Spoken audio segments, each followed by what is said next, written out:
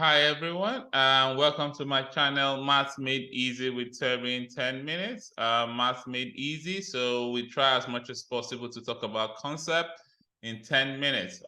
All right, so the first thing we're going to talk about how do we simplify surds. Is that okay? Please, I will advise you to review the previous video as well as the laws of surds, because for you to solve questions on surds, you need to know the laws of surds. I've talked about the 7 laws and we've gone through all of them in the previous video. So please go through the video, and if you have any questions, send me an email and I'll try as much as possible to respond to you. Okay, and if you've not subscribed yet, please do subscribe and turn on the notification bell so that you can get new videos anytime I upload. Now, what do you mean simplifying surds? Okay, this is where we try as much as possible to rewrite a surd in its simplest form by ensuring that the number underneath the root sign, okay, known as the radicand, has no square numbers as factors.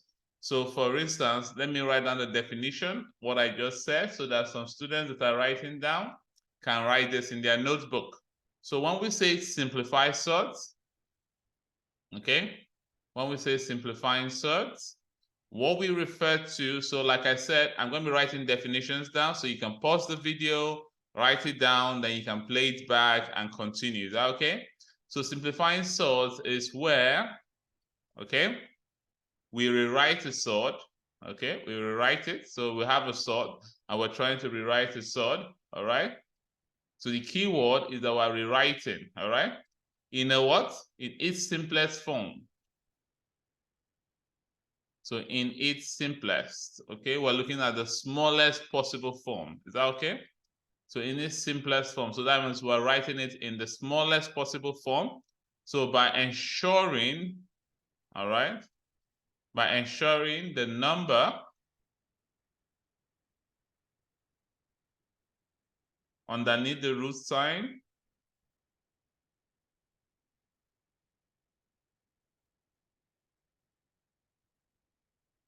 so we're ensuring that the number underneath the root sign has no what? So another name for the root sign, we call it the radicand. Some of you might know it by radicand. So let me just put it here, known as radicand. So some of you can refer to the number, like for instance, you have square root of 5.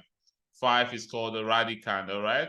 So if in some textbook, you will see they refer it to as radicand, all right?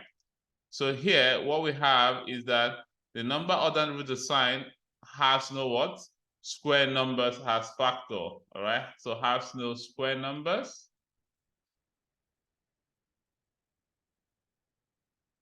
As factors. Okay? So for example, if we have square root of 45, we can simplify this to be what? 3 root 5. So basically, that's what we are trying to say. So that means we're rewriting the surd in the simplest form, and we're ensuring that the number underneath the square root sign has no numbers, square numbers as factors. And in this topic, we'll be focusing more on majorly 2 laws. So we'll talk more mostly about the division law. We're going to use the division law in most cases, where I told you that root m divided by root n is equal to square root of m over n. I think this was law 2, so you have to go back and review this law. All right, so for you to understand this, I think this will be the in addition to all of them, but these are the 2 most important laws we'll talk about. The product law, which was the first law we talked about in the previous video. I would advise you to go and have a look at it. So when we say root A times root B is going to give us root AB, and root A times root A, and that will give us what? A, all right? So you need to go back and revise and review these videos, okay? And review your notes on this and make sure you are comfortable solving questions on this. Now, before I start, okay, before we start simplifying surds, I want to quickly remind us about some terms. Okay, let me just quickly do a reminder. I know most of us already know this, but I just want to do a reminder because I'm going to be using some words so that it will make more sense to you. So the first thing I'm going to talk about is what we call factor. So when you hear the word factor, so when we talk about factor, so basically factor is a number that when you multiply with another number, it produces the given number. Okay? So for example, let me write it down here in case you're writing. So a factor is a number, okay? When multiplied. So when multiplied with another, so with another number, will produce or produces a given number or expression.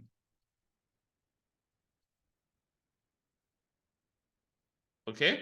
Or expression. So for example, for 6, all right, let's look at 6, for instance. The factors of 6, 2, because 2 times 3 will give us 6. 3 times 6 will give 3 times 2 will give us 6. 6 as well. 6 times 6 will give 6 times 1 will give us 6. And you can also add 1. 1 is always a factor of everything. So you can see the factors of 6 are 2, 3, 6, and 1. So if you want to go to like the factors of 4, what can divide 4? 1 times 4 will give us 4. 2 times 4 will give us 4, and 4 times 4 will give us 4. So these are the factors, all right?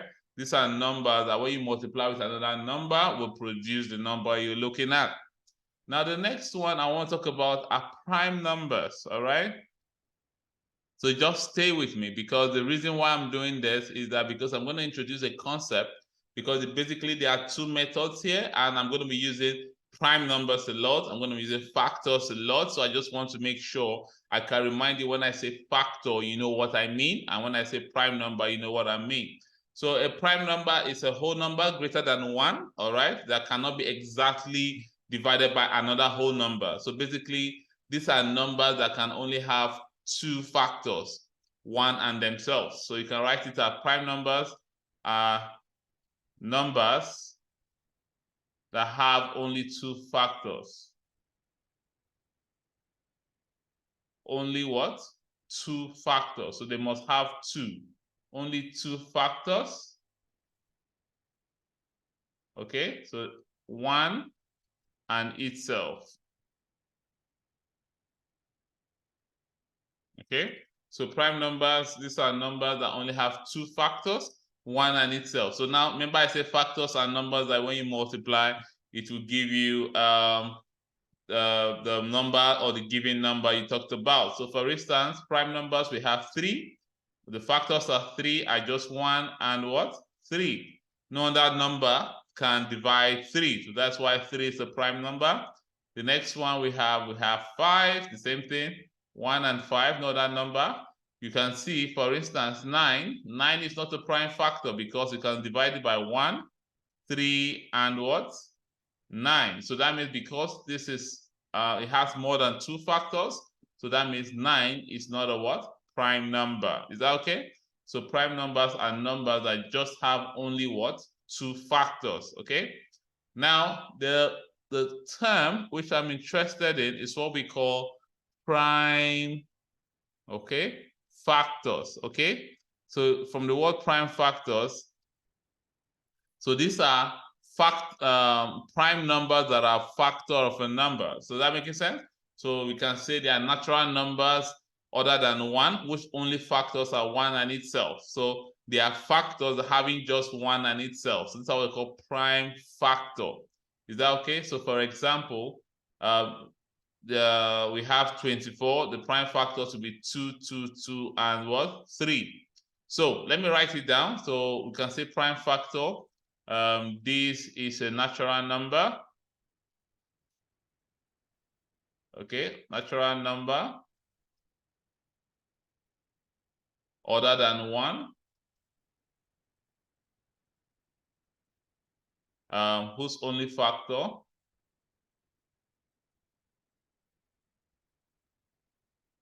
so whose only factors are 1 itself. Okay, are 1 and itself. So for instance, we can say for 24, the prime factors for this are 3 and 2. Because If you want to look at 24, you can rewrite it as 2 times 2 times 2 times 3. So because these are the prime numbers, which are factors that can give you 24, so 2 and 3 are the prime factors of what? 24. Now, these are the three things I want to talk about. That you have the factors, you have the prime numbers, and the prime factors. And the essence of simplifying surds is that we want to simplify or rewrite the surd in the simplest form. All right, so we're going to talk about two ways of doing this. I'm going to talk about first what we call the methods. So I'm going to use two methods here, okay? That to simplify surds, I'm going to use the prime factor method.